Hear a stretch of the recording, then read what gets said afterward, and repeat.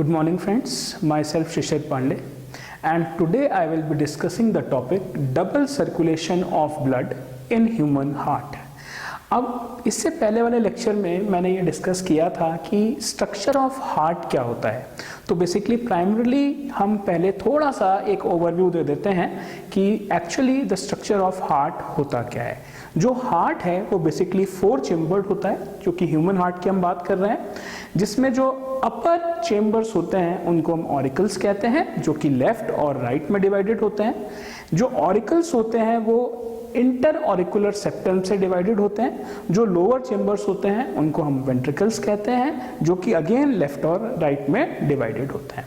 अब जो हमारा यहाँ पे राइट वेंट्रिकल होता है, इससे एक ट्रंक अराइज करता है, इसको हम पल्मोनरी ट्रंक कहते हैं, जो आके जाके पल्मोनरी आर्टरीज में डिवाइड कर जाता है और वो एक्चुअली लंग में एंटर कर जाती है। उसके बाद जो हमारे पास एओर्टिक सिस्टम होता है वो हमारा बेसिकली लेफ्ट वेंट्रिकल से अराइज करता है, जहाँ से एओर्टा जाता है और एओर्टा आगे जाके बाइफर्केशंस को जनरेट कर देता है अलग अलग आर्टीरियल सिस्टम की, जो अलग अलग ऑर्गन्स तक जाती हैं। अब हमारे पास जो लेफ्ट वेंट्रिकल होता है उसमें कुछ मसल्स होती हैं, जिनको मैंने पिछले लेक्चर में बताया था, पैपिलरी मसल्स कहते हैं। इन पैपिलरी मसल से कुछ फाइब्रस कॉर्ड्स अटैच्ड होते हैं, जो कि बेसिकली बाइकस्पिड और ट्राइकस्पिड वाल्व को सपोर्ट करते हैं, और इन कॉर्ड्स को हम कॉर्डे टेंडने कहते हैं। तो ये एक बेसिक ओवरव्यू जो मैंने स्ट्रक्चर ऑफ हार्ट का प्रीवियस लेक्चर में डिस्कस किया था, उसी को यहाँ पर मैं आज डबल सर्कुलेशन में यूज करूंगा और ये बताऊंगा कि हार्ट में बेसिकली ब्लड का सर्कुलेशन इन एंड आउट कैसे होता है। तो जो कॉन्सेप्ट था डबल सर्कुलेशन का या circulation of blood in human heart, वो सर विलियम हार्वी ने दिया था। तो देखिए इसको करते कैसे हैं ये हमें पहले पता होना चाहिए। जो ये हमारा यहाँ पर राइट ऑरिकल होता है, इसमें जो largest veins of the human bodies हैं, जिनको हम basically superior and inferior vena cava कहते हैं, ये एंटर करती है। तो ये जो है ये हमारी सुपीरियर वेना कावा है, और ये जो नीचे से एंटर कर रही है इसको हम इंफीरियर वेना कावा कहते हैं। सुपीरियर वेना कावा का बेसिक काम क्या होता है कि जितना भी डीऑक्सीनेटेड ब्लड होता है अपर बॉडी पार्ट से, उसे लाकर बेसिकली यहाँ राइट ऑरिकल में छोड़ देना। ऐसे ही जो इंफीरियर वेना कावा है वो लोअर बॉडी पार्ट से जितना भी डीऑक्सीनेटेड ब्लड होता है उसे कलेक्ट करके राइट ऑरिकल में यहाँ पर ले आती है। तो दैट मीन्स कि the function of vena cava is to bring the deoxygenated blood from the body parts into the right auricle. Obvious सी बात है, जब यहाँ पे बहुत सारा डीऑक्सीनेटेड ब्लड कलेक्ट हो जाएगा तो राइट ऑरिकल में प्रेशर इंक्रीज करता है, और प्रेशर इंक्रीज करने से बेसिकली होता क्या है कि ये ट्राइकस्पिड वाल्व जो है, जो कि राइट ऑरिकल और राइट वेंट्रिकल की ओपनिंग्स को गार्ड करता है, ये ओपन हो जाता है और यहाँ राइट ऑरिकल से ब्लड राइट वेंट्रिकल में आ जाता है। जब ब्लड राइट वेंट्रिकल में आ जाता है, मैंने आपको बताया था कि वाल्व सिर्फ यूनिडायरेक्शनल ब्लड फ्लो को अलाउ करते हैं। दैट मीन्स कि यहां से ब्लड वापस राइट ऑरिकल में नहीं जाएगा, राइट वेंट्रिकल से राइट ऑरिकल में नहीं जाएगा। तो बेसिकली होता क्या है कि जब राइट वेंट्रिकल में यह ब्लड आने के बाद उसमें क्या होगा कि राइट ऑरिकल जो है वो एम्प्टी हो जाएगा, ब्लड ट्राइकस्पिड वाल्व के ओपन होने से राइट वेंट्रिकल में आएगा।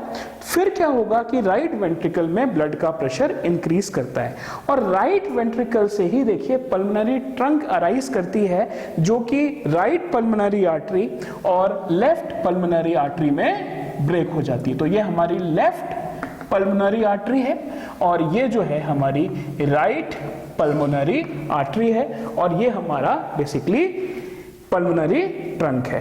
क्योंकि ये जो पल्मोनरी ट्रंक है राइट वेंट्रिकल से अराइज कर रहा है और right ventricle deoxygenated blood carry करता है, इसीलिए pulmonary artery becomes an exception to the arterial blood group system, because all arteries except the pulmonary artery carry oxygenated blood. That means pulmonary artery is the only arterial system in the human body which contains the deoxygenated blood. तो basically basically जब right ventricle से pressure बढ़ा और pulmonary trunk के होते हुए basically जो pulmonary arteries हैं उसके थ्रू जो हमारा डीऑक्सीनेटेड ब्लड है वो लंग्स में चला जाता है, और लंग्स में बेसिक ऑक्सीजनेशन का प्रोसेस होता है। तो लंग्स में जो प्रोसेस होगा वो बेसिकली ऑक्सीजनेशन होगा।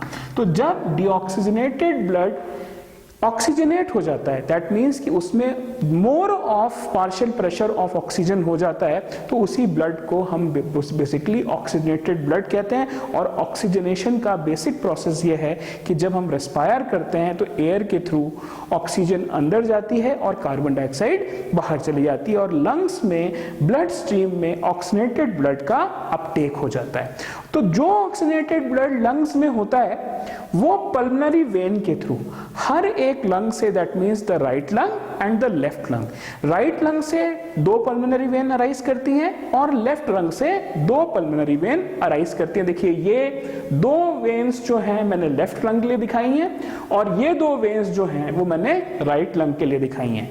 तो ये पल्मोनरी वेन्स जो है सारा ऑक्सीजनेटेड ब्लड कलेक्ट करके बेसिकली राइट लेफ्ट ऑरिकल में यहां पर ये ब्लड आ जाएगा, जो कि पल्मोनरी वेन के थ्रू ऑक्सीजनेटेड ब्लड आया है वो लेफ्ट ऑरिकल में कलेक्ट हो जाएगा।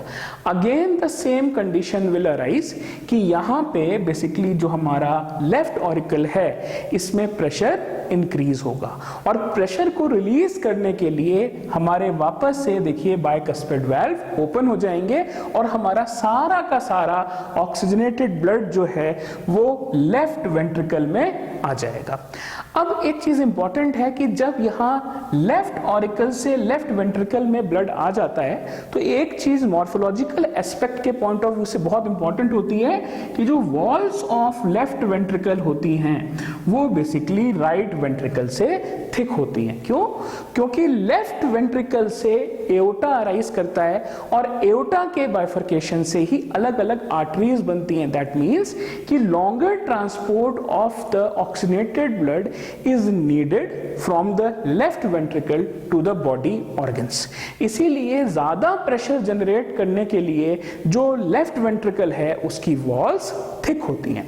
तो यहां पे जब ऑक्सीजनेटेड ब्लड कैरी करता है आ जाता है तो बेसिकली क्या होगा कि यहां से जो ऑक्सीजनेटेड ब्लड है वो एओर्टिक सिस्टम से पूरे बॉडी पार्ट में चला जाएगा। तो बेसिकली जो लेफ्ट वेंट्रिकल है इससे एओर्टा के थ्रू ऑक्सीजनेटेड ब्लड पूरी बॉडी पार्ट में चला जाएगा।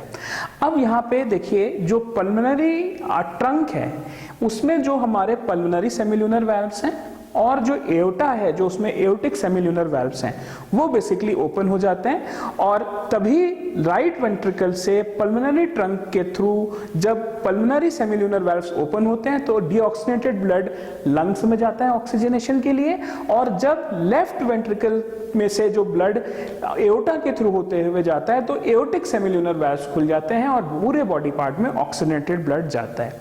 तो एक्चुअली इन लास्ट इसमें एक चीज डिस्कस करने वाली है कि जो ब्लड है वो 2 बार हार्ट में आता है और वो 2 बार हार्ट से जाता है, इसीलिए उसको डबल सर्कुलेशन कहते हैं। एक बार जस्ट इसकी हम दे देते हैं। देखिए कैसे कि जो राइट ऑरिकल है उससे डीऑक्सीनेटेड ब्लड आता है, वो राइट वेंट्रिकल में जाता है, राइट वेंट्रिकल से देखिए ये पल्मोनरी ट्रंक के थ्रू बाहर गया जहां पे लंग्स में जाएगा फॉर ऑक्सीजनेशन। उसके बाद देखिए ये लंग से वापस आएगा हार्ट में, ये लंग से पल्मोनरी वेन के थ्रू लेफ्ट ऑरिकल में आता है और लेफ्ट ऑरिकल से लेफ्ट वेंट्रिकल में जाता है। तो यहाँ पे देखिए ये ब्लड एक बार अंदर आया फिर गया फिर वापस आया, और देखिए लास्ट में क्या होता है एओर्टा के थ्रू वापस वो बॉडी में चला जाता है। तो डबल सर्कुलेशन का मतलब ही यही होता है कि जो ब्लड है वो हार्ट में 2 बार चैनलाइज आएगा, अंदर आएगा और 2 बार बाहर जाएगा, और ये एक साइमल्टेनियस प्रोसेस है।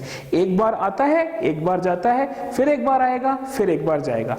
और एक इंपॉर्टेंट चीज ये है कि जो भी हमारा right portion of the heart होता है ये हमेशा डीऑक्सीनेटेड ब्लड कैरी करता है, और जो left portion of the heart है ये बेसिकली ऑक्सीजनेटेड ब्लड कैरी करता है। तो एक बार डीऑक्सीनेटेड ब्लड आता है, ऑक्सीजनेटेड ब्लड जाता है, फिर आपका ऐसी चलती रहती है ये साइकिल। तो हर बार 2 बार ब्लड अंदर आएगा हार्ट में और 2 बार ब्लड बाहर जाएगा। This was all about the double circulation of blood in human heart.